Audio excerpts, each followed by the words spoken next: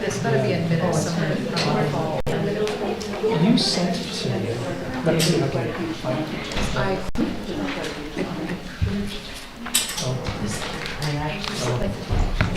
Yeah. I use mine as Fireside.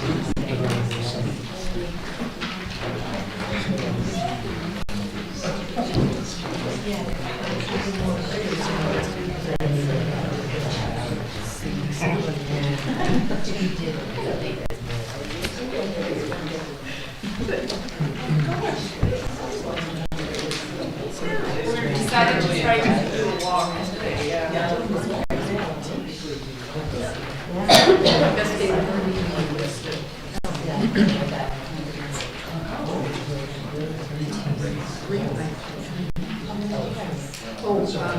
We live between you.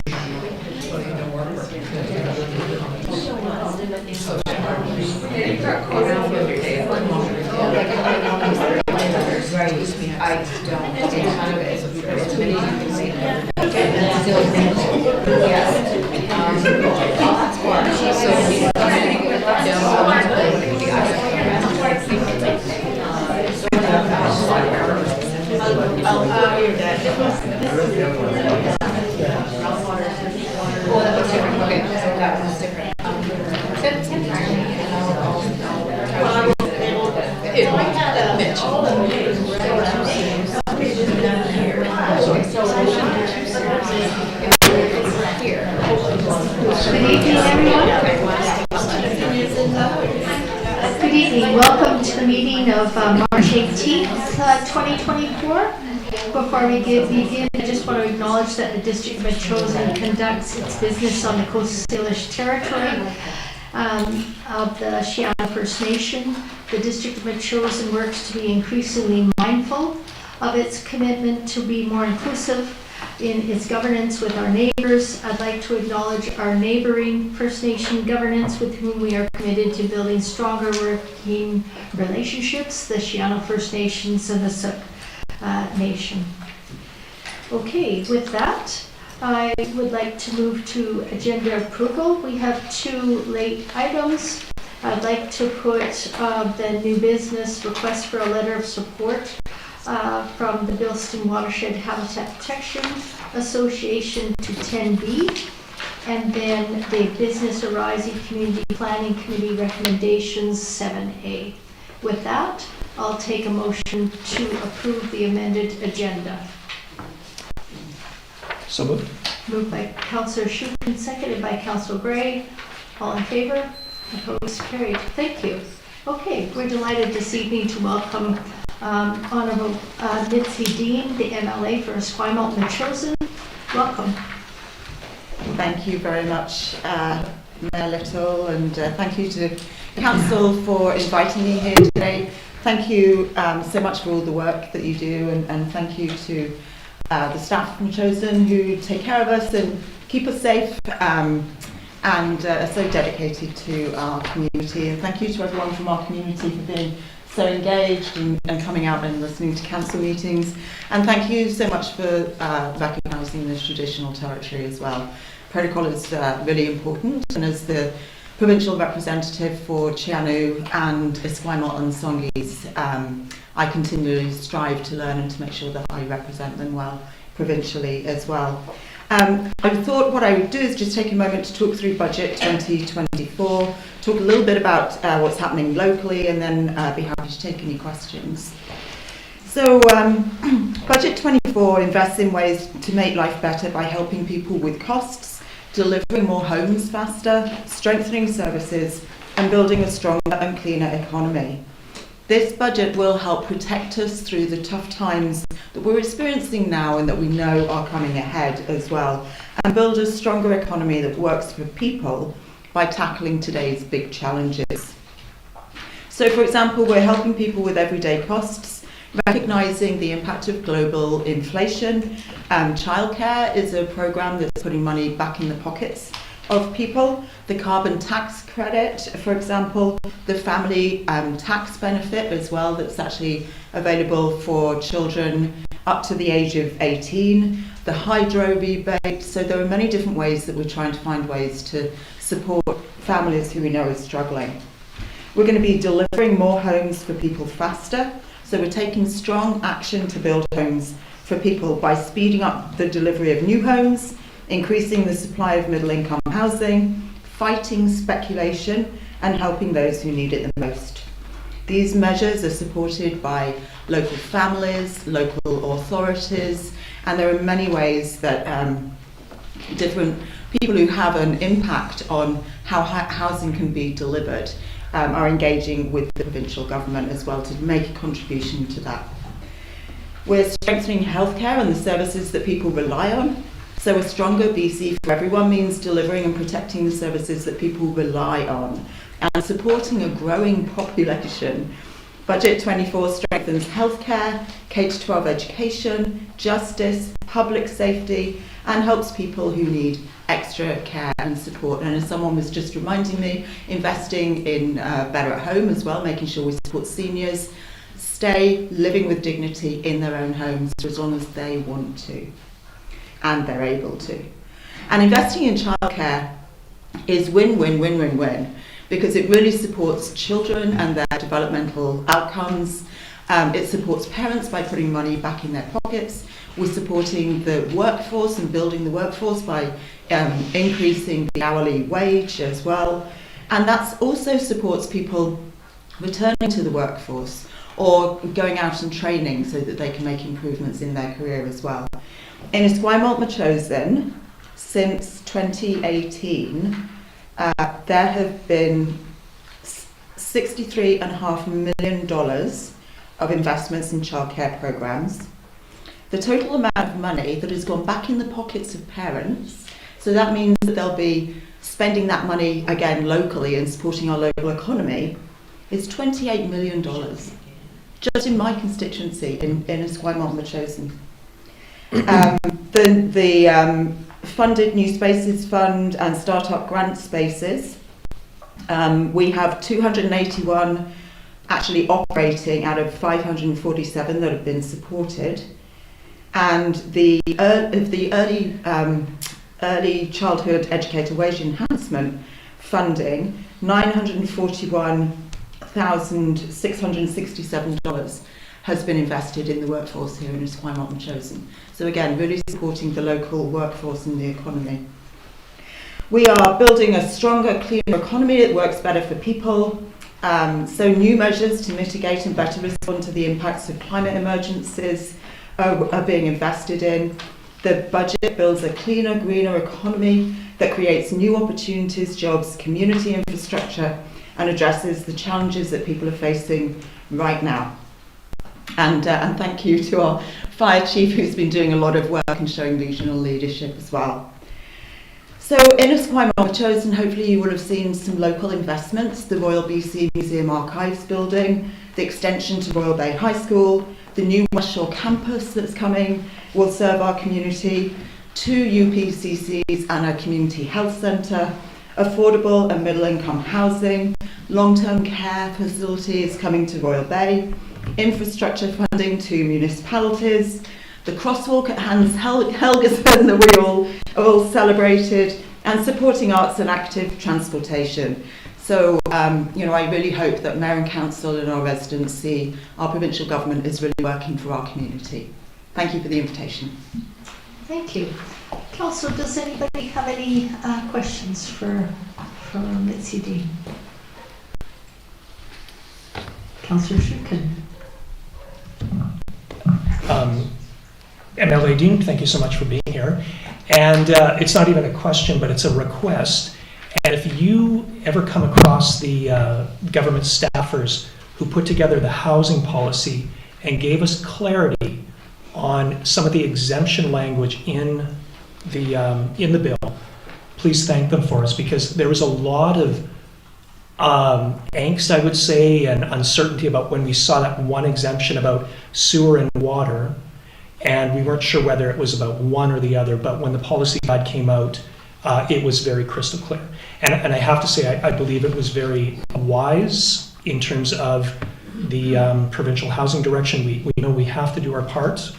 But in terms of putting high-density housing here and what the impacts would be to both people on groundwater and those who have septic systems, which is all of us, that would have been really challenging. Yeah. So, yeah. So please pass on that. Thank you. Thank you. Okay, thanks. Okay. Councillor Abbott. Yeah, I just wondered, in Isabel Mackenzie's recent reports that were in the paper, she did talking about seniors staying at home as long as possible, and talking about home care, and just mentioned that the senior making around $29,000 would still have to pay $9,000 to have someone come in each day as far as home care. And I just wondered how the government, the increase in having seniors living at home as possible and as possible was going to help out with that. Yeah, well, the provincial budget 2024 does make an increased investment in the Better at Home programme, and the Better at Home programme delivers hopefully mostly free services to support seniors living at home. But if there was like a more detailed situation that you were thinking of, then we can connect with my office and get you a specific answer. Yeah, the article just mentioned that there was, several provinces, seniors don't have to pay the extra for home care. Do you ever see that coming in our province? Yeah, through the Better at Home programme. And so the budget 2024 came out in February, and we've got a new seniors representative. Mm-hmm. So that recommendation or that conclusion from Isabel might now be out of date because the Health Minister has invested so much more money in this budget. Okay, thank you. Thanks. Anybody else? Councillor Gray. Yeah, thanks for being here tonight.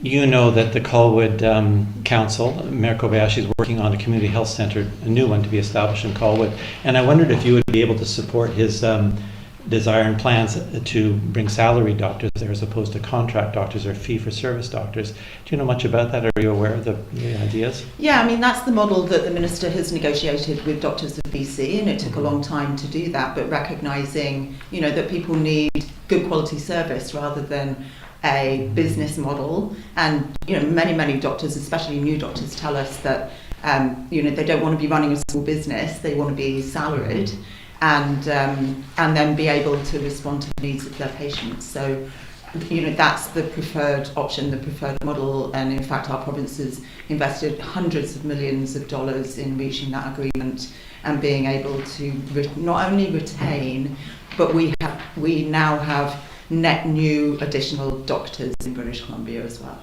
Mm-hmm. Well, perhaps we could catch up afterwards as well on this one. I think what's going on is that the offer out there is the highly touted new model, but I think what we're looking for in Colwood is salaried doctors, employees, rather than contracted on that new model. But maybe we'll catch up about that. Employees of the city? Employees of the community health centre itself. So, for example, the clinic on Goldstream would be a group contract. Other models are the longitudinal care model, which has been popularized, kind of expensive and providing some hope for residents to get more care. But I think Mayor Kobayashi is looking at a salaried model instead, kind of the traditional community health centre model that we've heard of since so many years ago. Yeah, I'll catch up with Mayor Kobayashi, and I know that he's had conversations with the Minister as well, and it wouldn't be my place to comment on that, but I will find out more and just make sure that on behalf of our community we're seeing a viable and a sustainable model for our community. That would be good. I think it's probably more attractive than some of the other models out there for the reasons you just cited. And then the thing that why I'm interested in is that the hope is that the clinic, in fact, will have a large enough catchment area to include McChilson residents, and so it's a big deal for us too. But we can talk about it later too. Thanks so much. Thanks. Anybody else? Councillor Donaldson. Thank you very much for your report on the budget and all the things that are coming down.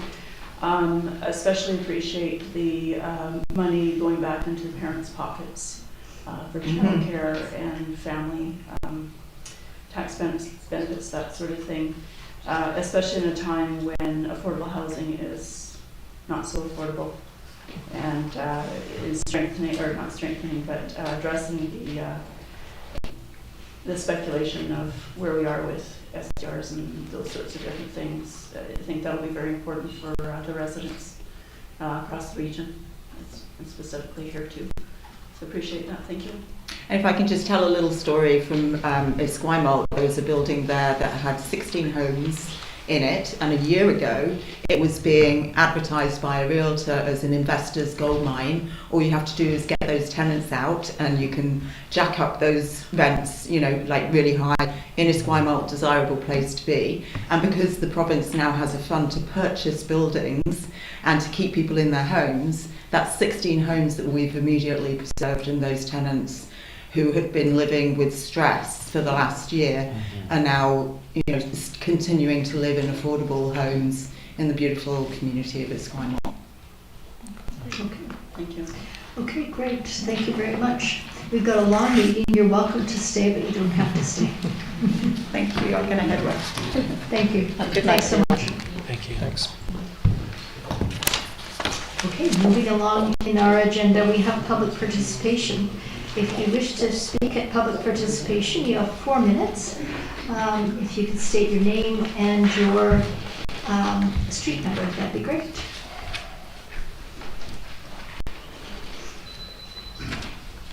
Hi, Jill Armstrong, Cassandra Road. I'd like to speak to the Duke Road Trail. The public is just starting to see the Albert Head Community Group's professional and impressive presentation. I don't think neighborhood groups should be permitted to promote their projects from last to first place by lobbying a councillor and committees. This needs to be an inclusive and transparent process before we spend tax dollars and grants. Main roads should be a priority before secondary roads are considered. My grown children used to walk to Hans Helgeson School along Rocky Point Road. Now you take your life in your hands, as the road is extremely busy with dump trucks and commercial vehicles roaring down it. A safe trail on Rocky Point Road from Lombard past the school to the Zodiac subdivision would not only provide a safe passage for kids, but would also connect the Goose on Lombard to the Lieber Trail and back to the Goose. William Head Road should also be a priority. If secondary roads are being considered, I would like you to consider Lombard from Rocky Point to the Galloping Goose. This section of road is very busy with school buses, children, equestrians, and we have a blind curve there. This is a short section and very doable. I also noticed the Albert Head Group wants permission to beautify roadsides and cul-de-sacs with plantings. Cities don't allow anything to be planted on boulevards, and neither should we. A lot of residents keep the roadside in front of their property mowed, and this is great, but remember, we are a rural community and not an urban one. So I just thought, the lighting's pretty bad in here, so I'm trying to do my best here, but I just think I have a bit of a unique perspective on this. I grew up in Albert Head. The beautiful old house has been in the family for 69 years. My daughter, her husband, and their 2 little girls live there. I spend a lot of time in Albert Head. I pick up my granddaughter from Hans Helgeson School, where the roadside is vaguely chaotic, and then I drive her down Duke Road to her place. You can't begin to compare these 2 roads as far as need goes, as for a roadside trail. They're night and day. Thanks. Thank you. Anybody else wish to speak? Mike?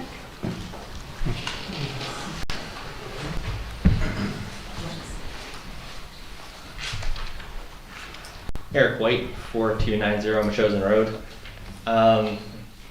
I'm disappointed in the way that we often have an echo chamber and we shouldn't be looking for more diversity, but you guys decided to pick Sasha from Seabluff for the Agricultural Advisory Select Committee when he already has a partner on the committee. So now that farm has two representatives. And it would be completely different if it was something like Parks and Trails You know, it's okay to have couples on it, I was supposed, but the agriculture, we're talking about people's businesses and their livelihoods. And for one business to have 2 representatives seems a little bit skewed, as well as diminishing in the perspective that the advisory committee can have. Because instead of having 7 farms represented, our council only gets advice from 5. We have the same issue with Councillor Donaldson and Brett on the committee. That being said, there's now 4 out of the 8 people, 4 of those are couples, right? So it's a pretty heavy weight to see if you're getting a balanced perspective when 2 couples have their perspectives about their farms. And not that they always agree, but we are talking businesses, so advancing their position is not unheard of or unexpected.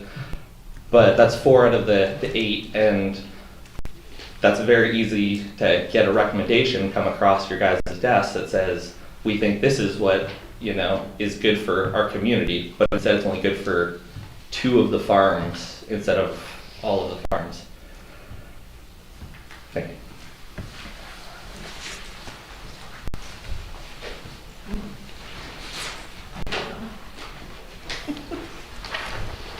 Barb Salatsky, Cavere Road.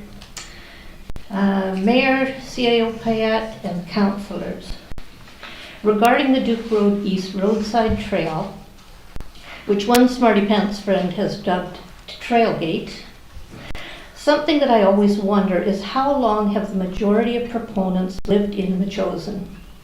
I always find it intriguing when a person moves into a neighborhood and within 5 years or so tries to change it, even if change isn't wanted by the old timers and the expenses on the backs of all of us. I also wonder why you as a council would wade into a 3rd hornet's nest. With the fire hall and the school eating up our municipal money, why would you seemingly out of the blue spring a multi-use, multi-everything urban proposal on your electorate, which some deem to be not just a want but a need? It sounds as though whoever wrote this hasn't walked along the main roads in Metchosin. The question that maybe you should ask yourselves, what would Morley do if she were still with us? I'm going to say that I pretty much know what she would do. She would insist on pausing the project, calling for transparency, and doing her due diligence to listen to and serve all of the greater community of Metchosin. Morley's birthday would have been last Friday, March 15th. When you return home tonight, please toast her memory and try to be Morley.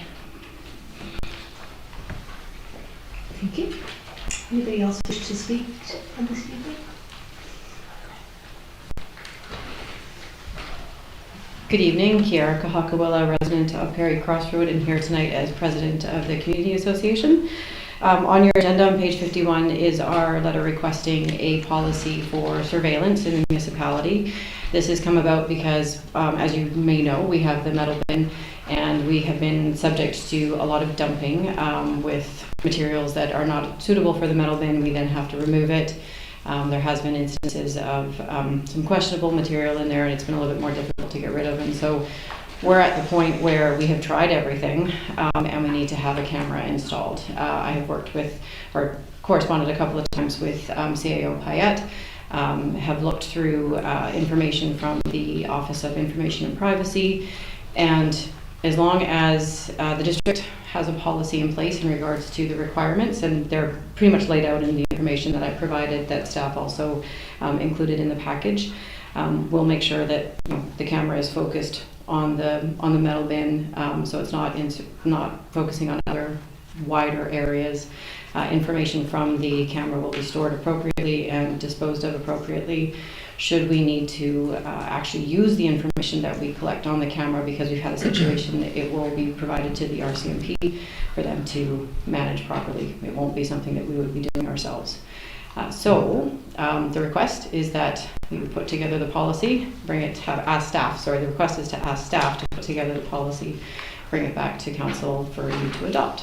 In the meantime, We will look at installing the camera as well as appropriate signage to make sure that people know that they are being recorded when they are dumping or bringing materials to the metal bin. Our last resort after this would be to remove the metal bin, which there are times where twice a week it needs to be removed. It's so full, so it's obviously a service that the residents are enjoying and using, and it's getting rid of a lot of materials that can be repurposed and reused. Thank you.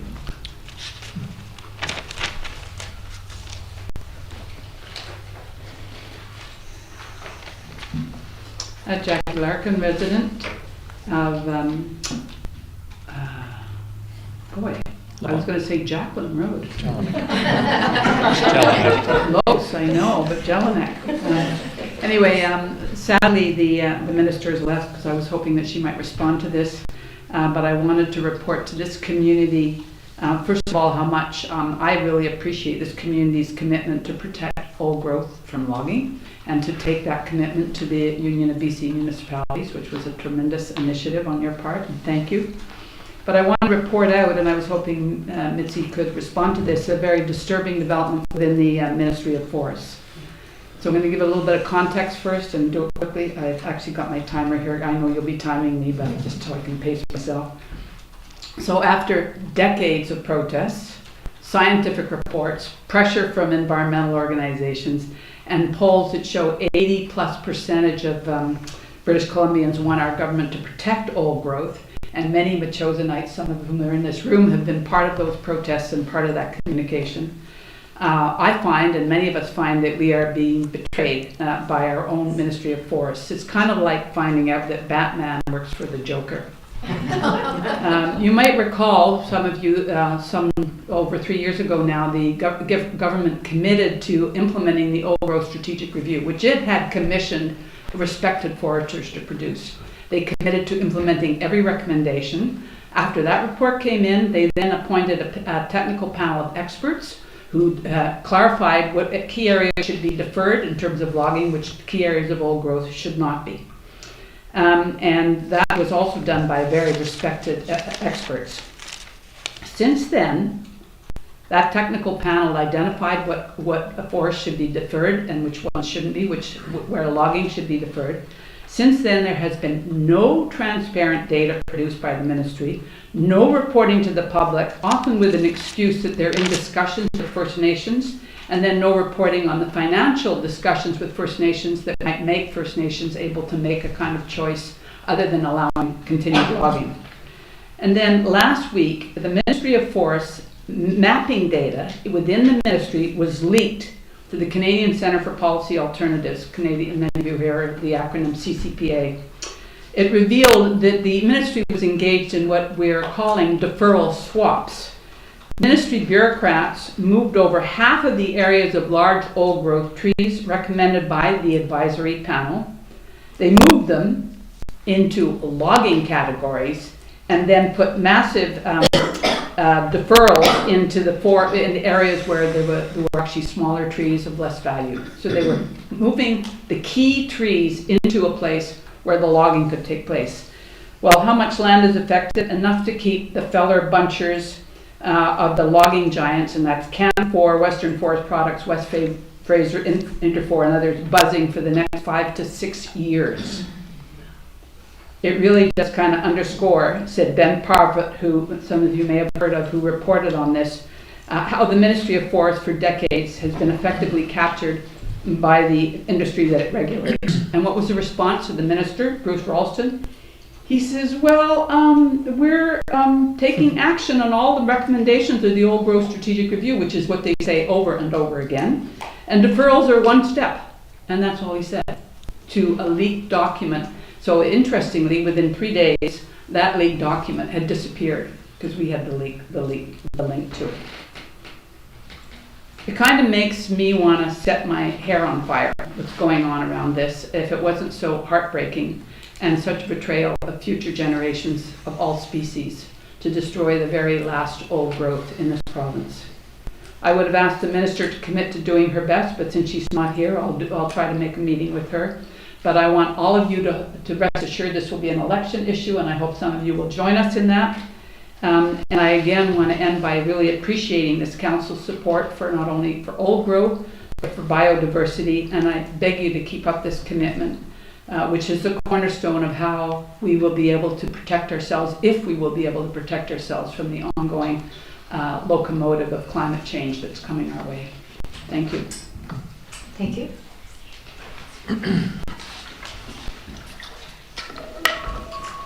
Anybody else wish to speak this evening? I'd just like to second the things that Jackie said. First of all, that you should not be deceived by the provincial government that's always making a plan to make a plan, and meanwhile the giants fall. But what I wanted to say tonight is, and I probably don't need to say this, is that I hope you give the most outrageously wonderful endorsement for the grant application being made by Alison Leduc. And this girl is on fire. She can do it. If she says she can do it, she can do it. She's very ambitious. She's very well researched. She can make a plan and execute a plan. And so don't make a lukewarm letter of recommendation. Don't make a medium warm recommendation. But point out, please, how important our Bilston watershed is to us and how it's at risk right now. And we are so fortunate to have devoted volunteers to get in there and try and make a difference. And she's not even asking you for any money. So this is such a good deal. Make it a good letter. Thank you. Okay, thank you. I took away your little message here. Good evening. My name is Ellen Frisch. I live on Perry Crossroad.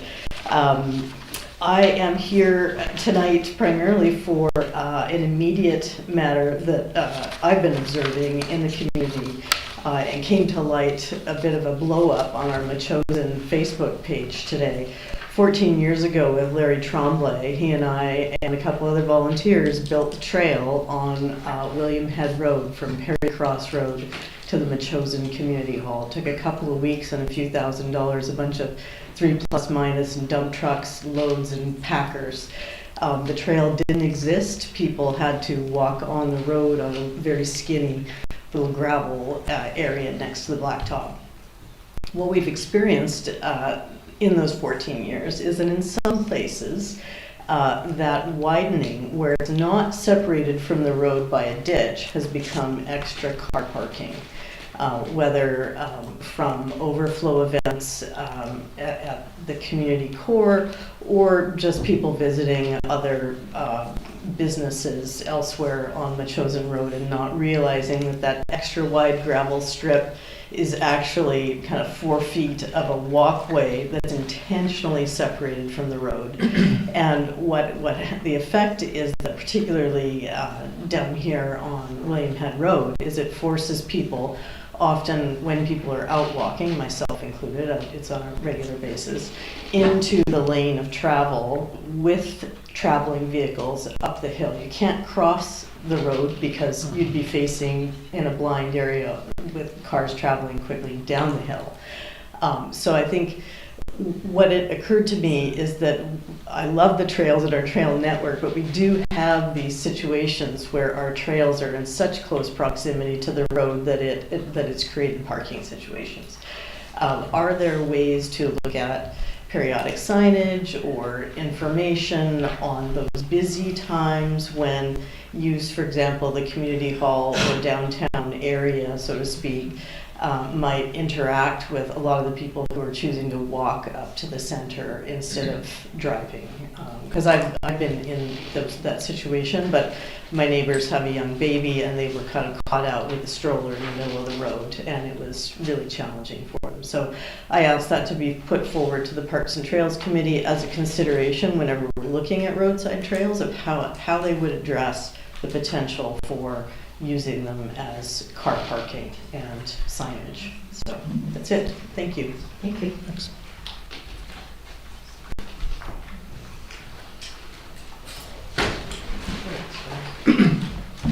Hi, I'm David Shanks. I live on Dutnall Road. I was going to speak to the Duke Road Trail as well. From my perspective, I view it as a safety issue. It seems to focus a lot of discussion is the first phase, which is the first phase that is supposed to be built. But the part that seems to be the most challenging or most safety issue is actually the other end, closer to Machosen Road on Duke Road East, where there's often places virtually no shoulder, very steep ravine that, again, like others have said, you end up having to walk along the side of the road. And the safety issue gets worse when you're talking about the times where the Albert Head CFB base has traffic coming in and out every day between 7 and 8 and between 3 and 5. I think they let off right at the exact same time as my kids' buses drop off when we get picked up. And so we're walking on the road and having to stay to the sides and avoid all these vehicles which go very fast when you're coming down the hill from the Chosen Road. Speed limit's 50, but there's no sign. And if you just take your foot off the gas and roll, you can go 80 by the time you get to the bottom. So it's a big safety issue. And to some other comments I'd heard as well, there are 2 blind corners on Duke Road as well. So that one end at the top of the hill has a very sharp blind corner, and the other end where there's a sidewalk that stops, it also has a very blind corner. And so all of these, I think, would be safety issues that could be improved. Sorry, I have written notes. I hadn't planned to speak. I personally, I've only lived in Machosen for a few years, but I have already undertaken to try to do what I can to help get this trail built. I plan to volunteer and support building that trail and any other trails. I think I actually spoke to you at my door when you were going around with the election about trails and asking how I could get involved and about getting a trail on the Chosen Road, and I would absolutely support any of those initiatives and help if volunteers are needed with those kinds of things. Yeah, I guess that's mostly what I have to say. Thank you. Okay, thank you. Anybody else wish to speak this evening? Hello, I'm David's wife. We both live on Butnall, and most of the residents here, I think, have us definitely beaten as far as length and time frame of living in Machosen. One thing I can say, when we first moved in, our 2 little kids, trying to get off our property on their bicycles, trying to get to Hans Holgersson to see their new school, and me constantly having to tell them, guys, behind the white line or you're going to get run over. And I felt like that phrase, I think I repeated it about 100 times on the way to the school, about 6 kilometers. And to be quite truthful, I thought to myself, well, you know, Machosen's pretty rural. Maybe one day we're going to get to the point that, you know, pedestrians going to feel safe, kids included. And so I don't think that motto has changed very much in the last 2 years for the kids and myself and David. And in fact, I'm observing some very interesting changes to that traffic pattern, and I'm not sure if we've ever done a traffic study, but I am seeing people going 80, 90 down that hill with the blind corners. I am seeing deer getting run over at various corners, not just at Dutnall, but Albert Head, but at CFB base. I'm seeing stop signs knocked over and driven into by those same speedy drivers. When we're talking safety, there are the bus routes as well. That's a main artery of the bus. And in addition to that, the pedestrians are probably getting more and more frequent coming out of Latoria Creek Park, crossing over from the Colwood side. And I'm looking and I'm seeing the traffic doubling before my eyes. And I see Royal Bay basically at the corner where my daughter takes the bus every single day coming in. And I'm thinking that's 20,000 extra residents that are going to be coming into Machosen, whether we like it or not. And most likely they're going to be doing so in vehicles that are going twice as fast. And again, the safety of our pedestrians. More and more I'm seeing people wearing like deflag vests, construction vests, so that they're looking out for their safety. And this isn't just happening in the mornings when it's dark, they're trying to walk. This is now in the evenings as well. And not just on the east side, on the west side we see it as well. I think many people do take advantage of the crescent point that we currently have bordering the ocean, right, taking us to Tower Point. It's spectacular, it's beautiful. People can actually safely walk there because it's tucked away. People cannot do that at Duke East. if they try, and we try every morning, we have to make an unsafe crossing at some point, and my daughter unfortunately has to make 2 or 3 from one side to the other because the shoulders aren't safe. And we're trying to walk them, both of us work on both sides of that road, trying to cross where we see fit, looking for the traffic, while the CFB basis only has increased. What we've seen at those 7 to 9 a.m., 3 to 5 p.m. hours.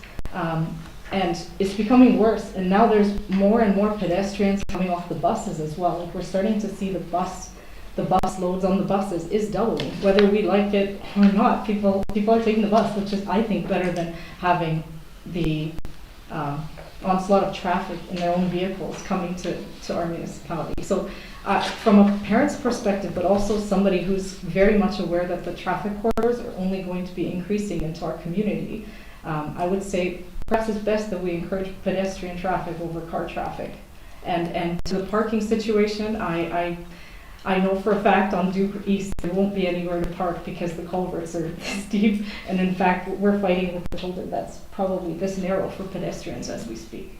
I don't believe that be a valid concern, but I do think for all the other residents who don't want to see costs, there's a lot of volunteers, that the people who initially started the petition, it wasn't us, although I felt so like a relief off my shoulders that somebody had taken the initiative to start it and it didn't have to be us. I feel very grateful to those individuals because they have started to study the traffic, they have started to study the pathways, and to be quite frank, I think that crescent is going to connect the Colwood traffic that is going to come to Metchosin. That corner is in fact, in my humble opinion, one day going to be a 4-way intersection of some sort. It's probably going to be guided by traffic lights, it's going to have a pedestrian crossing. The bus has to purposely not drop off my daughter on the one corner because she's been run over 4 times. School District 62 hasn't responded to any of our emails. I've called, I've emailed. I'm not the only parent. There's a few up Pelican who have experienced this for their kids in the last 4 years. My understanding is the child was hurt there, perhaps a fatality, I'm not sure. I would really like to not have to talk about another fatality on that corner, whether it's Metchosin or Colwood. Nobody really wants to talk about when that traffic controlled intersection is coming, but it will come. So Latoria Creek letting all the pedestrian flow into Metchosin, that would be a really nice traffic corridor all the way to Tower Point, in my humble opinion. Thanks for listening. Thank you. Okay.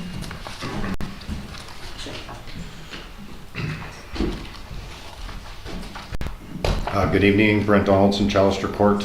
I was on the Parks and Trails Committee about 3 years ago. I was a trails coordinator. Sure nice seeing young folks come to a meeting. They may not be the most popular on their opinions or what they feel, but I stood here as a young parent many years ago too. And I totally get the newcomer thing because I was that in position myself. Certainly there's some challenges on that portion of Duke Road. And one thing, when I was the trails coordinator in front of the Rimmer property here, I made a suggestion to our CAO of the day to possibly look outside of Metchosin for input. I worked for the District of Saanich for 31 years. They're a very proactive Parks Committee. Maybe we should just reach out to some of those folks. We have side A, side B. I don't think we're experts here, so maybe it's time we just look outside for some outside input. It could be reduced speed, it could be a 1 lane, it could be delineators. That's a very wide roadway between the 2 lanes, between the center and the curve. So I think we need outside help, honestly. It might not cost us anything. It may cost us a couple days labor for someone at Saanich, but let's just look outside of the box because we're not doing that right now. Thank you. Okay, thank you. Okay, see no one else wishes to speak, we'll move on with the agenda. Moving to page 5, the adoption of the minutes from March 4th.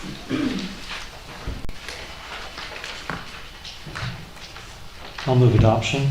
Moved by Councillor Gray, seconded by Councillor Donaldson. All in favor?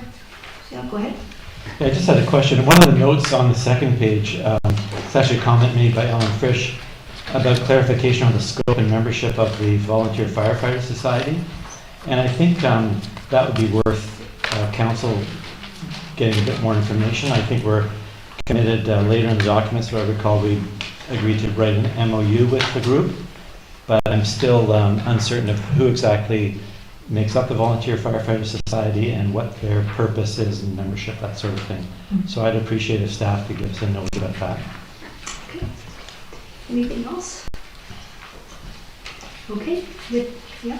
Yeah, I just wondered on the third page then of the minutes, page 7 of the agenda package, there's mention of the strategic plan being up for public comment, and I've kind of lost track what we were doing about that. We brought forward our priorities, which I think were pretty clear, and I think we'll start working down those. And should we just have public input as it arises, like through public participation at meetings, or what other activity might we do there? I'm good with whatever. I just want to be clear about it so people would know. Councillor Shukin. Thank you, Mayor Little. I think the idea was that we get input all the time at every meeting, and a very healthy section of public participation. And based on that input that we've received since we've been in this place since October of 2022, November of 2022, I think the plan reflects the priorities as we see them at this time. So I do, I have to confess, I do recognize that the larger strategic plan we had, I don't think we gave ample opportunity for public input on that, but this is a smaller time frame, and I think it does reflect council's priorities based on what we've heard from the community. So I wouldn't see anything special and specific to that, but I'd be interested to hear from my colleagues. Councillor Gray? That sounds reasonable to me. Just reading in the minutes, I thought it better to clarify it. And I'm thinking about the comments we've heard. We have the trails in our priority plan, but we've heard we're getting plenty of feedback about Duke Road East anyway. So, and I think we've got to pause and turn to PTAS for further advice on that and getting clearer priorities there. So that will be helpful. Thank you. Okay, so I'll call a question on the adoption of minutes. All in favor? Opposed? Carried. Thank you. Moving on to receipt of minutes. Councillor Donaldson, this is the Special Finance Committee budget meeting of March 7th. Thank you. On page 15. Thank you. Move to receive the Special Finance Committee budget meeting of March 7th, 2024. Okay, moved by Councillor Donaldson, seconded by Councillor Gray. Any comments? All in favor? Opposed? Carried. Thank you. And then Councillor Shukin, the Community Planning Committee meeting of March 11th on page 21. Thank you very much. I would just like to move receipt of the Community Planning Committee meeting of March 11th. Thank you. Moved by Councillor Shukin, seconded by Councillor Gray. Any comments? No? Thank you. All in favor? Opposed? Carried. And Councillor Gray, on page 25, the Environment and Natural Areas Committee meeting of March 11th. Move receipt. Moved by Councillor Gray, seconded by Councillor Donaldson. All in favor? Opposed? Carried. Thank you. And then Councillor Eck, the Public Works and Protective Service Committee meeting of March 11th. Move receipt. Moved by Councillor Eck, seconded by Councillor Donaldson. All in favor? Opposed? Carried. Great. Thank you. Moving along to business arising.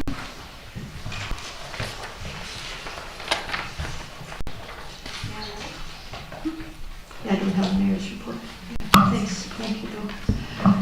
The community planning recommendations on page 31.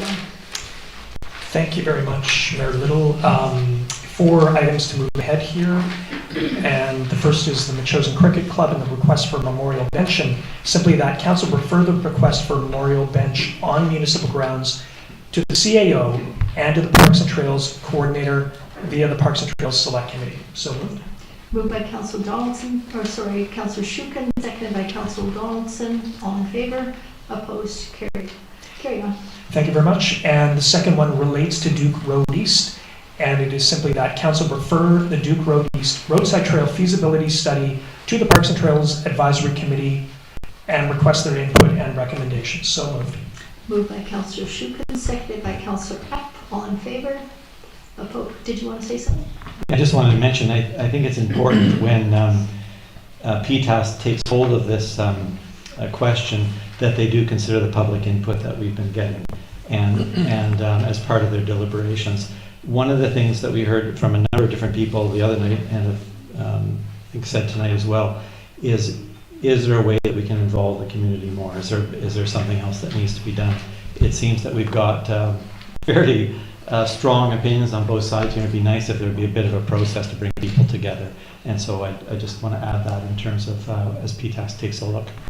Thank you. Thank you. And the PTAS, the chair of PTAS has invited everybody to come to the next PTAS meeting. I think that's tomorrow evening at 7 p.m. in the council chambers. Anything else, Councillor Shukin? And Mayor Little, I do recognize that there are a number of people who have spoken about the trail in a range of different ways. And there's one letter in particular, if there's time, I have some comments and might want to address some of the points in that letter. Awesome. Okay. So with that, I'll call the question. All in favor? Opposed? Carried. And then the master plan. That council refer the Parks and Trails Master Plan to the Parks and Trails Advisory Select Committee for input into updating the process, and that council be specific in the request to PTAS and outline the details of what input is required. I made that motion, but I have a comment or two. Moved by Councillor Shukin, seconded by Councillor Gray. Go ahead.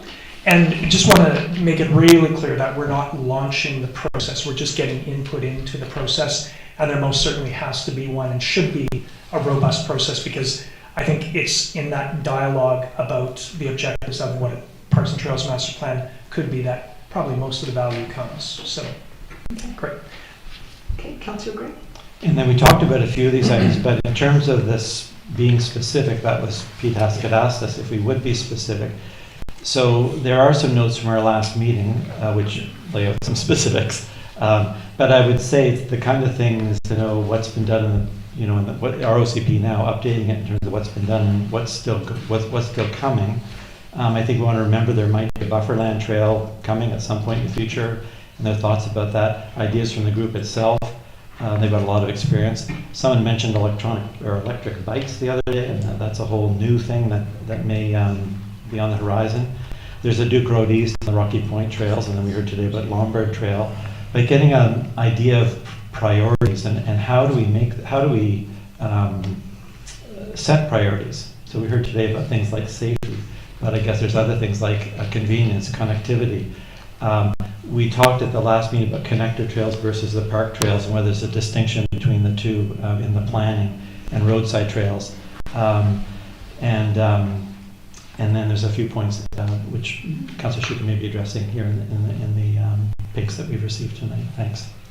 Councillor Shukin. And thanks to Councillor Gray for raising the input we've had from PTAS about being specific. And I do plan on bringing the points that we talked about previously, and also some of the ones that Councillor Gray has raised here, and a few of mine as well. So there will be some direction. And we have applied for an active transportation grant to do a plan. We might want to have some discussion about how that might look and feed into the plan should we actually get the grant. So, yeah. Okay. So I will be providing PTAS with some further input. Okay, great. Okay, call the question on the master plan recommendations. All in favor? Opposed? Carried. Okay, moving on to well testing. Thank you very much.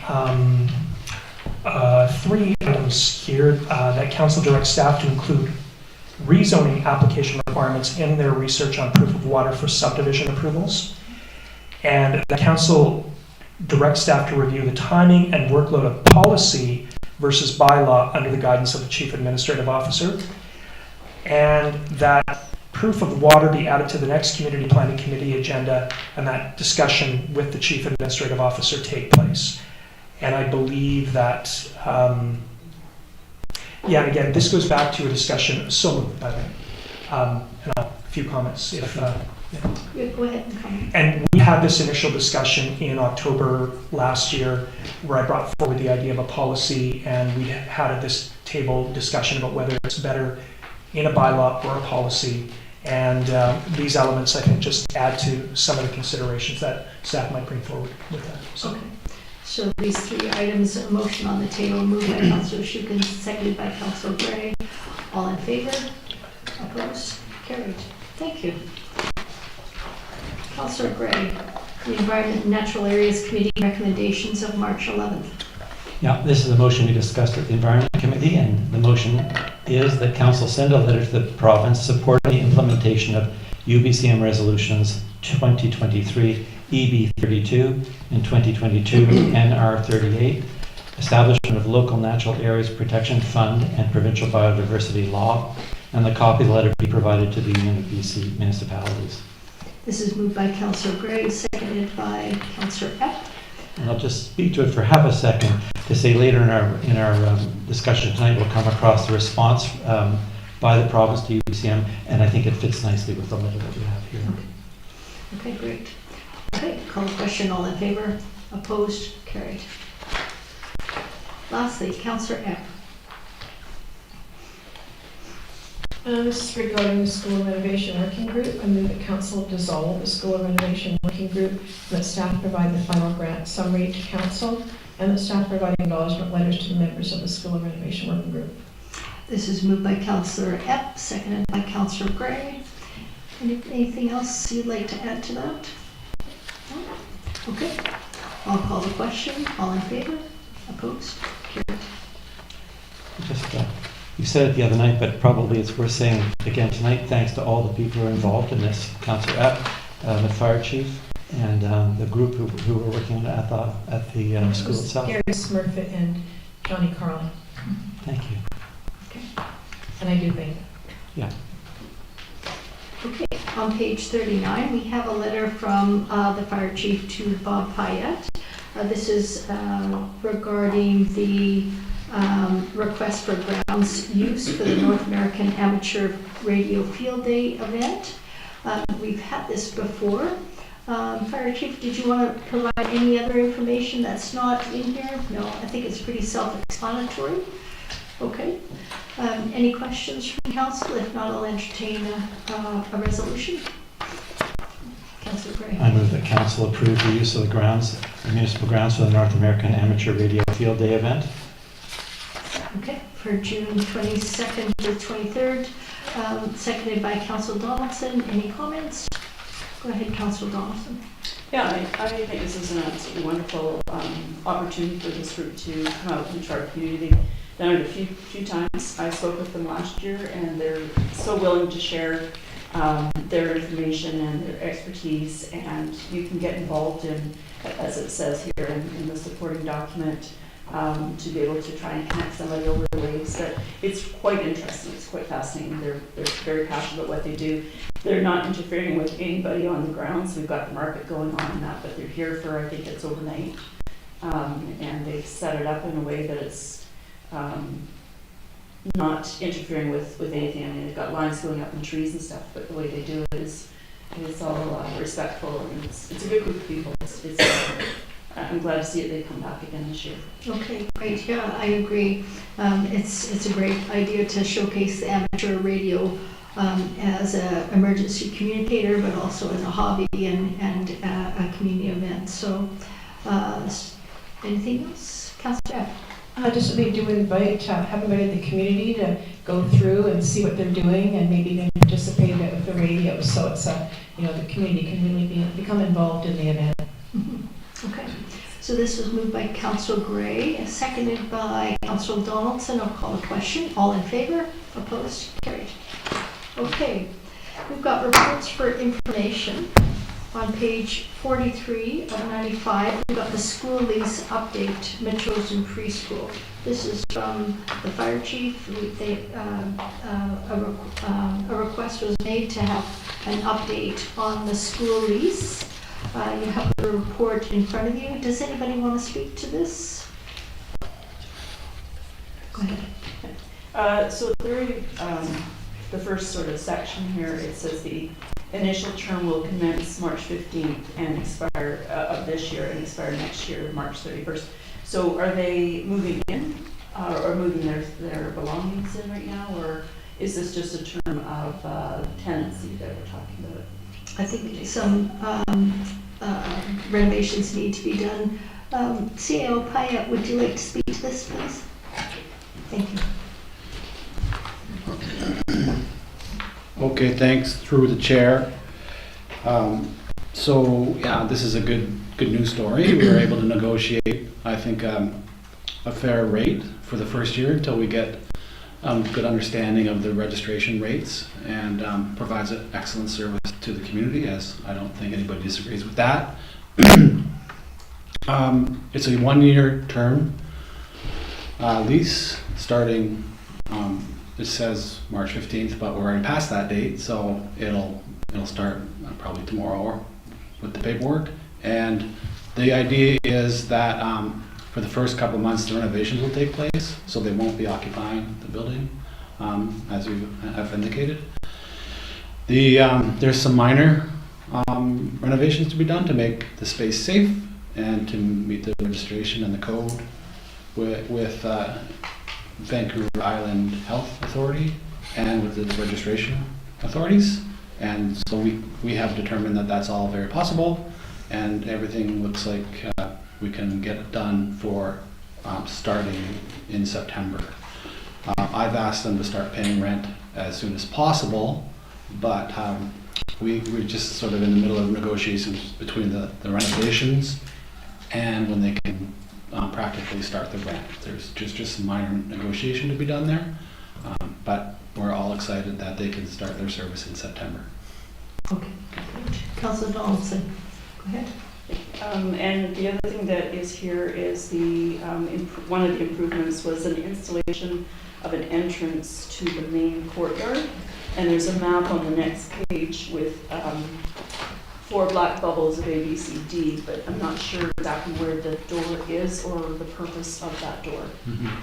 Yeah, good question. So the map is not quite up to date based on the most recent renovations to the washroom area of the gymnasium. So that would have to be updated as soon as we can. The door would be access to the front of the classroom. If you can kind of, in your mind's eye, see the entrance, that door would be, you would walk through the front of the pub area towards and that the door would be in that spot. And the request for the door is so that the kids that use the service wouldn't have to go through all the commercial space in the building, and they could access that as their main door. So that's the purpose of the door. And we are going to delineate the parking area from the, basically where the patio is of the pub. We're going to delineate that away from the space in front of the childcare area. So there'll be a safe zone, I would call it, with no cars allowed in there. And so it's a pretty good plan. We're going to meet with all the components here and go over that plan, but I believe it's a safe compromise. The door itself is not mandated to have that door for the childcare, but I mean, in terms of a safety objective, I think it would be recommended. And then the cost of the door will be borne on the service provider. Yeah, I asked for a number of reasons. One is we do have the common hallway that takes us out, which would be like the west side of the building, where there is ample parking. It does get congested in the sort of Macamel zero parking, which is pick up and drop off, and you've got customers coming into a business. That we've got that common hallway there that is pretty quiet these days. So I don't know what the big plans are for commercial, but that's why I was asking is why are we putting another exit right into an area where it's pretty busy with traffic and children. So whereas the others right where the fence is into the field. Okay. Okay. Councillor Greg. I'm really supportive of this happening. Thanks very much, Mr. Pyatt, for putting things together, and also to the fire chief. My question kind of just related to finances, and it's not a particular big question or troublesome question, but just the work that's being done, will we kick in some money to help it happen? I'm looking at the various improvements. It doesn't seem like a lot of money from he pays about $9,000 a year, it looks like, for the rent, so that might get burned up pretty quickly with some of the rentals. I'm not opposed to spending money on it. I'm just wondering if are we going to pay a share and they'll pay a share, or are we that far along yet? Any improvements to the space that's extra, they're gonna pay for that. Yeah. And that's why I was saying that the start of the rent versus the improvements, we might be a month here or there because, or the first 2 months, just to help offset the costs of those improvements. The flooring, we've already bought the flooring. We want it to be consistent with the flooring in the building. Those are the main. The paint is not that's not a big cost. And any of the electrical improvements that they need for their space, that would be their responsibility. Thanks so much. Okay. Any other questions? Councillor Schuster. Just really quickly, big thanks to our CAO, Mr. Payette, and Chief Dunlop for making this happen. When I had spoken to some of the preschool executive, one of the things they said is we need to get certainty right now to also give parents certainty for September. And that was a challenge, I think, 2 years ago when they weren't sure that they were going to get to Westmount. They finally did, but they lost a number of potential students, if you will, or kids and parents. So it's great. I think we have certainty now. The other thing that was impressed upon me is that Preschool Society has been around for a long time. So this is great news that we're going to keep it and keep what is essentially an institution in Metchosin. So thank you very much. Okay. This was a report for information, so we'll move on to the next, the Metchosin Building Inspection Department. So you've got the year-to-date, the permit revenue, just for your information. Anybody want to move or seat? So moved. Moved by Councillor Schuken, seconded by Councillor Epp. Anybody want to discuss? No? If so, call the question. All in favor? Opposed? Carried. And then we have the District of Metchosin Public Communication Report statistics, which seem to be consistent in the current month compared to last year. Move receipt. Moved by Councillor Epp, seconded by Councillor Gray. Comments? Go ahead. Are these, the time that we get these reports, it's just our business hours, correct? Yes. So these aren't any reports that would be after hours through CRD bylaw? So like if you have a noise complaint, I see there's 2 here, so if there was something that was after 5 o'clock during the week or on the weekend, it wouldn't show up in these reports? I don't think so. No. Okay. So, call the question. All in favor? Opposed? Carried. We then have correspondence for action. On page 51, we have a request from the Metchosin Community Association for surveillance, not for surveillance cameras, but for a policy on surveillance for the district. So they've got some guidelines here from the Information and Privacy Commissioner. I imagine that the CAO will follow up, determine less invasive alternatives to video surveillance, and establishing the reasons in developing the policy. And it will go in the docket of developing policies and bylaws. Councillor Epp. Well, I think this is an important one to look at, obviously for the metal bin, but as Metchosin gets busier for other areas with the graffiti that we run into at the school. So I would move that council ask CAO or ask staff to develop a policy for video surveillance. I'll second. Moved by Councillor Epp, seconded by Councillor Schuken. Any other comments? Go ahead, Councillor Epp. Just one, I don't know if they still have it, but I know that at one point MACA did have cameras in the hallways because they were concerned about the paintings that they have on their the walls there. So I think that should policy would also include what they're doing there. Okay. Councillor Schuken, then Councillor Gray. Thank you, Mayor Little. There are some perspectives that would see a video camera and video surveillance is highly challenging. There might be some legitimacy in that. I'll just point out, though, that these are public grounds, and there's very definitely a right of access and a right of use, but there are very definitely some obligations in terms of behavior and how you use. So given the ongoing issues there, I don't have too many issues, ethical issues right at this moment anyways, about exploring, well, number one, doing the policy, but also exploring the implementation of a camera once the policy is done. So. Okay, Councillor Gray? Yeah, I'm not big at all on having surveillance cameras around, but I see the purpose here, and it seems a discrete and specific purpose that's worth supporting. So I look forward to seeing the policy and taking a look at it. I'm perhaps one of the people who's not so big on surveillance, thinking that I like living in a place where there are not cameras on us all the time. It's kind of fun watching TV and how they solve the crimes and all that, but in our regular lives, I'm not so excited by it. But as I say, we'll give it a shot and take a look at the policy when it comes. I'll just point out that what we're looking at is for private sector surveillance, and there's probably rules for public sector that will be needing to be followed. Okay. Councillor Schulte? Sorry. Just to clarify, I too am one of those people who would be uncomfortable with cameras on me all the time. So I'm with Councillor Cray on that one.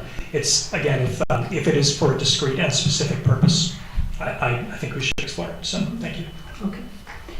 Okay, thank you. I'll call the question. All in favor? Opposed? Carried. Thank you.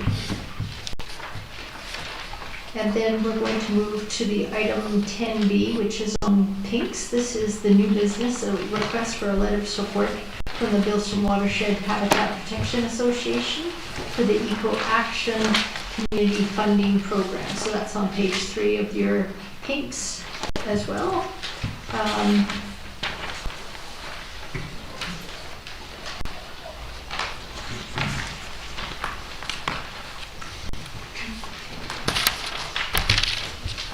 Okay. Does anybody want to suggest a motion to approve their request for a letter of support?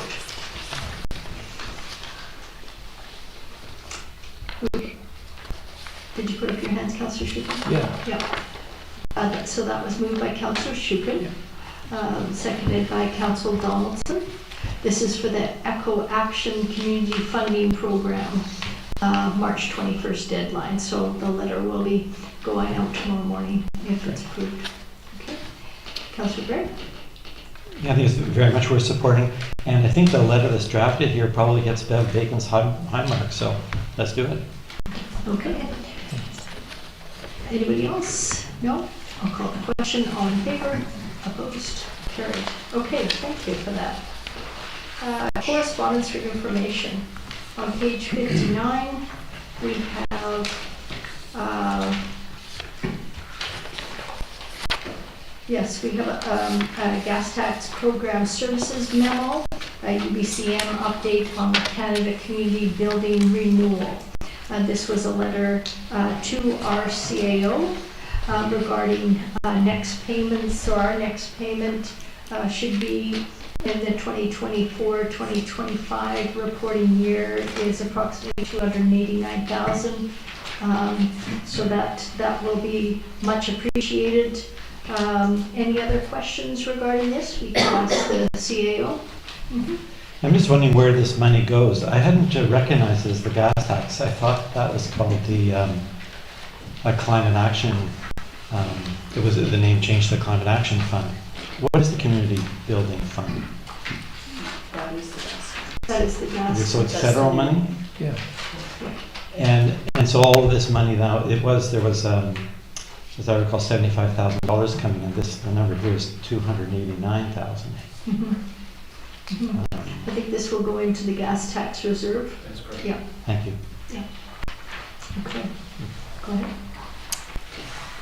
Thanks, Mayor Little. It's great we're getting an update here. I just want to note that the gas tax and this newly named, or not newly named fund, but the current fund we're talking about, one of the eligible areas for spending is active transportation, as I recall. So that might be interesting again should we be successful with this active transportation planning grant that we've applied for. So because it's a matching grant. Yeah. Yeah, good point. That's a very good point. Okay. But not only that, the initiatives that might unfold as we go ahead in the future. So. Okay, great. Thanks for noting that. Okay, with that, I'll take a motion to receive. Moved by Councillor Shukin, seconded by Councillor Dalton. All in favor? Opposed? Carried. Okay, then we've got on page 61, we have a response to our resolutions from the UBCM president. So this was on supporting biodiversity in local communities and for protection of old growths. And certainly I've been thinking since Jackie Larkin spoke this evening on what other kind of motion we could put forward at UBCM, which is more pointed. But I think we should think about that more before the deadline for the UBCM. So does anybody want to discuss this, the provincial response? Go ahead, Councillor Gray. Well, I'm really happy that we put forward these two resolutions, and the other one that was successful was on reducing anchorages outside the Port of Vancouver. I'm disappointed, though, in the responses from the province. They are kind of milquetoast and don't make commitments. They answer the call, but they don't lay out specific actions. But I think that's the nature of the game, and that we just keep working on these things. And your idea of another resolution on one of these other topics makes sense. I appreciate that we've just followed up a moment ago and approved a new letter going out on dealing with the first resolution on biodiversity. So that's that kind of thing. Let's keep moving these things forward, and maybe there's something for UBCM coming. But at the once, we got a lot of attention at UBCM in terms of this moving forward and everybody hearing the ideas, and the province has heard the ideas, and I'm hopeful that as things continue to develop, we'll get more action on climate front and biodiversity front, the old growth forest front. Okay, so perhaps what Council can do is put our heads together regarding the provincial response from the Ministry of Forests towards our resolution on the protection of old growths, and see if we can put something forward to UBCM to try and help move that dial. I think that it would behoove us to follow up on our resolution, but follow up on what residents are concerned about as well. Councillor Shukin. One of the things we might watch for is during the AVICC convention, there is a resolution on old growth forests, that we could even bring some of the information that Ms. Larkin has raised today in terms of the need to be vigilant and to continue protection. Mm-hmm. So that's something we might look. We'll get a sense of the resolutions at AVICC, and they're coming pretty quick here, I would think. Mm-hmm. So, and maybe we can ask Ms. Larkin to send her comments to you as well, just so we have those going forward. Sure. Okay. I can reach out. Okay, great. Okay, so with that, I'll take a motion to receive these two responses from the province. Moved by Councillor Gray, seconded by Councillor Donaldson. All in favor? Opposed? Carried. So we have next page 67. This is the District of Metchosin Council Code of Conduct bylaw. The recommendation is that Council adopt the District Metchosin Council bylaw number 682 2023. Moved by Councillor Donaldson, seconded by Councillor Gray. Comments? All in favor? Opposed? Carried. Okay, well done. First, second, third, and adopted. Okay, thank you. And let's see. And then we have other business. Did we, Councillor Shukin, you wanted to address some of the comments that were made on page 7 to 13. This would be a good opportunity to do that on the comments regarding the community planning recommendations, Duke Road East roadside trail. Yeah, okay. Thank you, Mayor Little. And if this may seem a little unbalanced, but I do want to address some of the points that have been raised in criticism of the work that's been done to date on regarding the trail. One of the things I have to say is that there has as yet been no decision to move ahead with the trail. Even at the basic level, what is before council right now, we have the possibility of $20,000 coming from either surplus or potential of a reserve, in addition to the $10,000 for trail development that is currently included in the operating budget. So no decision's been made yet. But one of the criticisms that I've heard both in the letter and elsewhere is that they're surprised to learn about the proposed Duke Road East Trail and where has this been, and we need transparency. Well, the one thing I would say is it's been discussed for some time now. It was on the first on the PTASC agenda as of June 2023, and I think it's been on every PTASC agenda since then. Now, in terms of council through the committee, this was first discussed in 2023 at the September, then the October, then the November meetings, and I think the other two planning committee meetings as well as the PTASC meetings we've had in 2024. So it has been out there. Admittedly, you do have to come to the council meetings to hear it or follow in the video, but it has definitely been in discussion. The criticism has also been leveled that there's a select group of Albert Head residents who have been promoting the trail, and yes, this is true, and yes, I have been working with them as well as all the other PTASC members. Sorry, not all of the other, but a group of PTASC members has been working with them.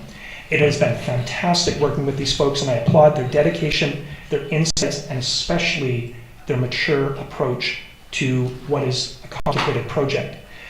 Everything I've seen from this group is that the work is in the name of community building and safety. There's not a hint of any personal gain that they might get from a roadside trail. The other thing with this, and you know, in some ways, this is the same thing we've seen from the Weir Beach residents as well. There is an interest in pursuing a trail which they largely use.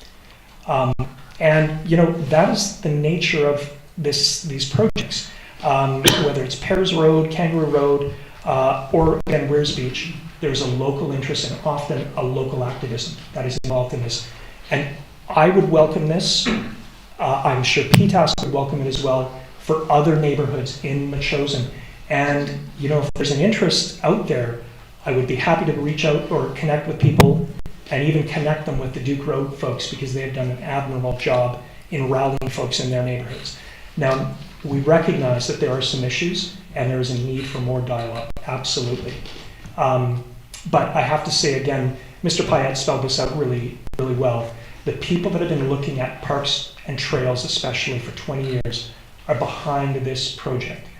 And it has actually been really interesting. I'm a newcomer to PTASC, but it's been interesting watching the PTASC members reflect on what's been brought to them time after time. And my sense is that there's an understanding that what makes a good park or a good roadside trail is not where it is on a list that was developed 14 years ago. It is what the level of neighborhood interest and involvement that is the potential there. So that, I feel, is what has moved PTASC to get behind this particular project. Again, they're not charging ahead with the development of the whole thing. What we're looking for is the leeway to do a survey and move to next steps. Just a few other things to address here. The cost, the trail has been proposed in 3 phases, and there's the possibility, we've done it stretched over time, so we can possibly look at grants or even resident funding. And as I understand it, the neighborhood group has actually engaged the Metchosin Foundation to find a way of collecting donations right now. I think that I will echo Mr. Aubry's invitation that not only please come to the events, but if you have an interest in doing a roadside trail, please come out. You will find enthusiasm and support. It may take some time, but there's a very open door there for more information. And thank you very much. Okay. Great. Anybody else want to comment on that? Go ahead, Councillor. I do want to make a comment, and I thank Councillor Schuppen for putting that into a bit of a summary, and the fact that you're so enthusiastic to listen to the community, because we've heard a lot of input from the community and not just recently. Case in point, the Highmont Saddleback Trail, which was before you sat at the table, probably even before you moved to Chosen. The Hans Helgeson, which we've talked about. in recent years, connecting some other trails, connecting it from Galvin Goose at Lombard all the way up to the Aquarius subdivision and Cook Road, which goes into Metchosin Park. It is time to start looking at connecting more of those trails, but it is not just one neighborhood, and that's one thing that we have heard very loudly, and that there are people in that neighborhood also that need to be consulted. I think that's also important. And looking at, we've done the walkabout, which was great because I haven't been in that neighborhood for some time. So some things have changed. I know I got another letter from a resident in the area that was a proponent of the first section of trail that has actually stopped right on the one corner, and how things have changed in 40 years when they walk their children through there. So there are a lot of other people that I'm hoping will come out to your meeting tomorrow night, and that we'll hear more from across the community and not just one neighborhood. So good that you're open to that, and I'm sure we'll continue to hear more. So appreciate that. Thank you. Okay. Okay, so with that, we'll move on to other business. We've done that. It is not 9:30, it's not even 8:30. We have time for questions. Does anybody else have any questions from the public? Tara Ballard, Booton Road. I have a question about the statistics report for the CRD. Do we receive those quarterly or? You mean the ones that were on the agenda this evening? No, like Councillor Donaldson had mentioned about how, for example, there was only 2 noise complaints. So for the ones that are made after hours, oh, my heart's racing. Sorry? Nothing. Okay. Yeah, so we do receive those reports. I think they're quarterly. They have been on the agendas before. I think you've seen them. Yeah. So when will the next one be coming out? The up-to-date noise complaints? It'll be next month. Next month? Yeah. Okay, thank you. Okay. Anybody else have any questions?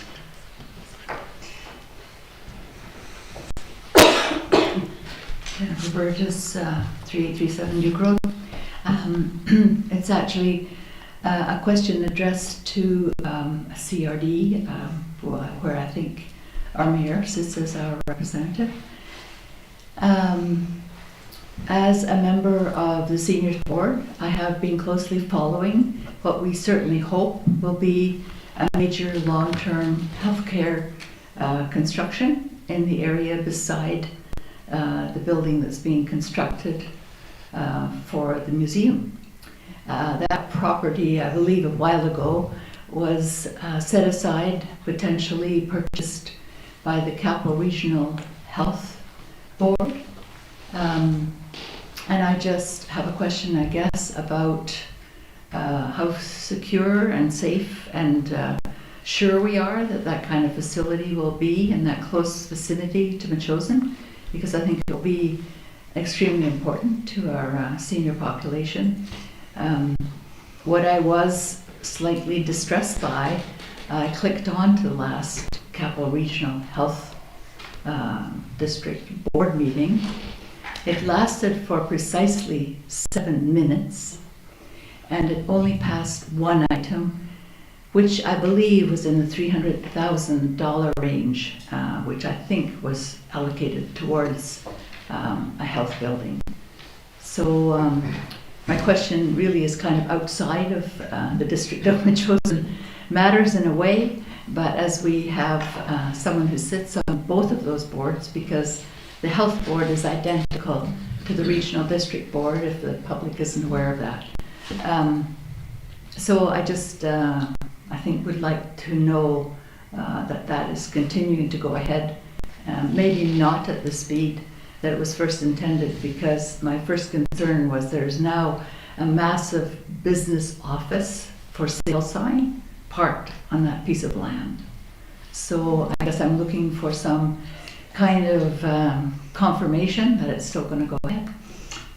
So there was an announcement last year, and sort of a ribbon cutting announcement by the province. Adrian Dix was there, Mitzi Dean was there, and Doug Kobayashi. So as far as I've heard, the long-term care facility, adult care as well as a daycare, and I think there were some physiotherapy, occupational therapy as well, as if I remember correctly. I haven't heard that that is not a go.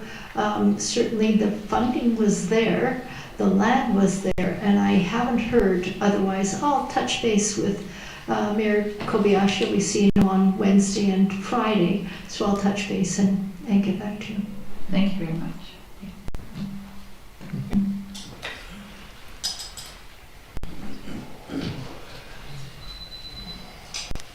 Good evening, Averly Oakham, Windfall. On the school, just while there's not a lot of activity yet going on, and I do want to thank you for entertaining and having the preschool move in. But a question. With their lease, they will be paying, and it's for the future of Metchosin, those kids. Whether they actually live in Metchosin or not, it's still the future. CERC doesn't pay rent. I'm not knocking it, I'm just saying maybe there could be something more comparable. If preschool is paid but CERC's not, maybe there could be some balance. And another question, is Mile Zero paying rent for the patio?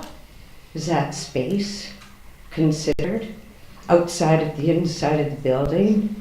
And now they have an additional space within the school, so are they paying rent on that too?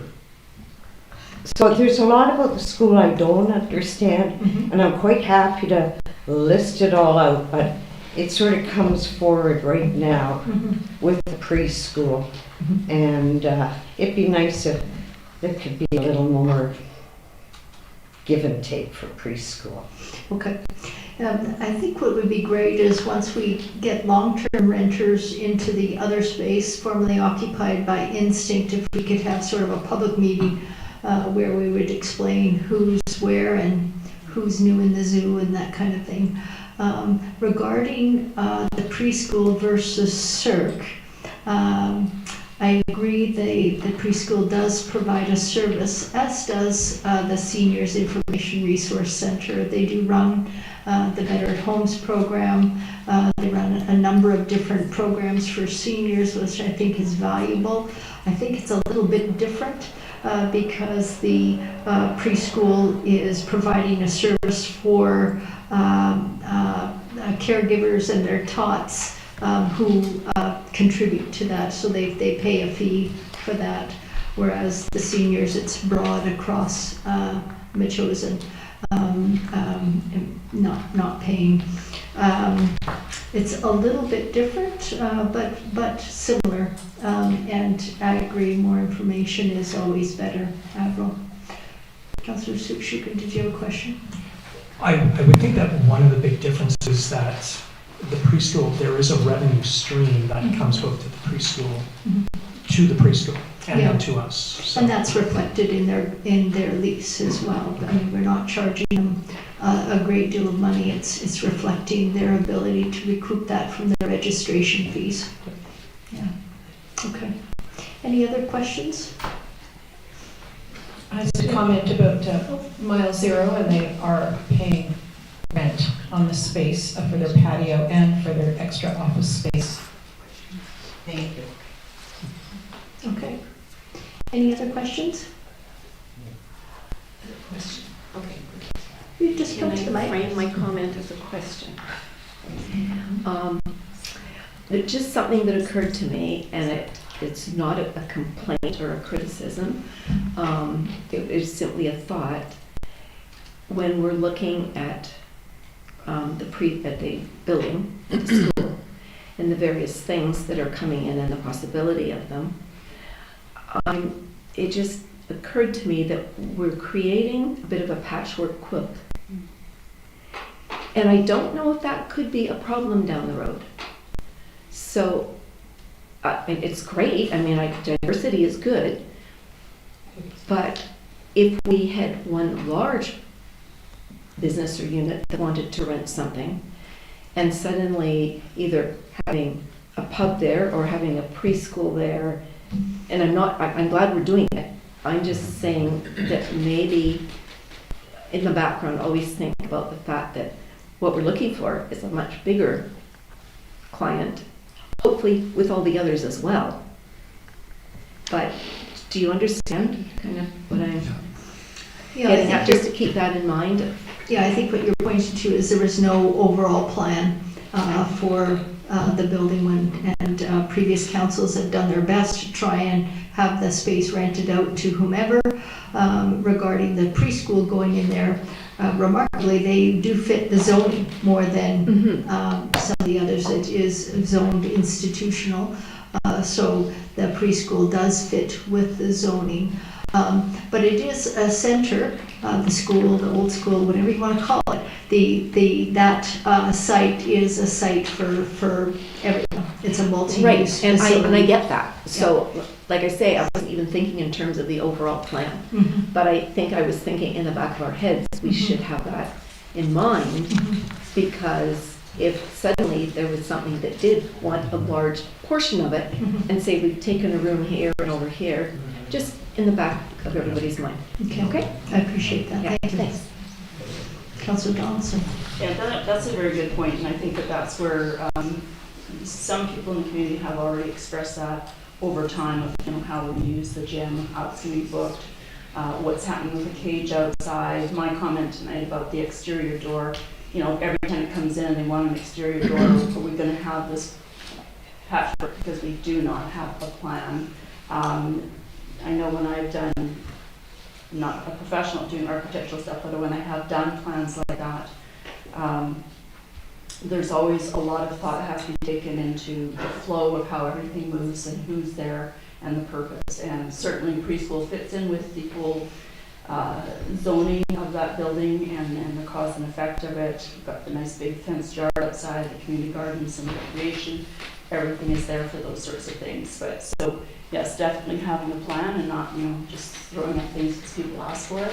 But we are the landlords of this property, and the taxpayers own it. So there are lots of things to consider, and we need to really cement that before we start whittling away on some different things and getting under control of it. Okay. Okay, seeing no other questions, I'll call for a motion to adjourn. Moved by Councillor Schuppen, seconded by Councillor everybody.